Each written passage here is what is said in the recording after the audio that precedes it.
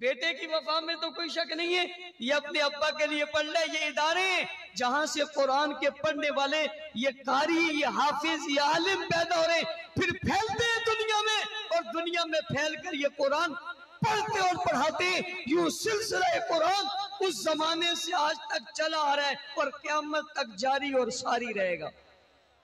مفتی شکیل حیدری صاحب نے مختصر وقت میں ایک مثال آپ کو سنا دی، لیکن میں جو بات کر رہا ہوں اس کا وزن آپ کو کیا پتا چلے گا کہ جی پڑھ رہے، آپ کہیں گے بابا نے بھی پڑھا تھا، اس نے بھی پڑھ لیا۔ بھائی پڑھنے میں فرق ہے، لیکن اس کی اہمیت کا پتہ اس کو چلتا ہے جس کی یہاں اس کی قدر ہے اور جس کی اہمیت ہے۔ اور قرآن کی قدر کس کے پاس ہے؟ قرآن کی قدر اس کے پاس ہے جو قرآن کو سمجھتا ہے۔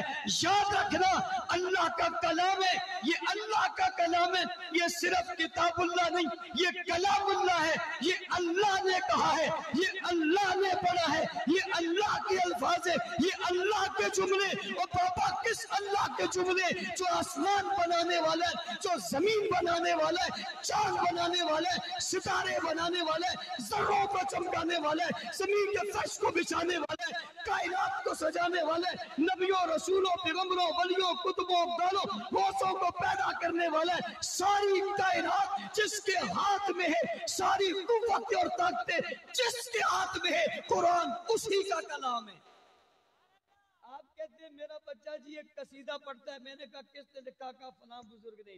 اور پھر کہتے ہیں میرے بچے کو فلاں بزرگ کا قصیدہ یاد ہے، فلاں بزرگ کی غزل یاد ہے، فلاں بزرگ کے اشعار یاد ہے، فلاں کا کلام یاد ہے، فلاں کی لکھی ہوئی کتاب یاد ہے۔ کتنے فخر والے آپ لوگ! آپ دنیا سے کہہ دو میرے بچے کو اللہ کا کلام یاد ہے، اللہ کا قرآن یاد ہے۔ اور توجہ، اللہ نے یہ قرآن عرش سے بھیجا، عرش سے، اور لوح محفوظ میں آج بھی موجود ہے۔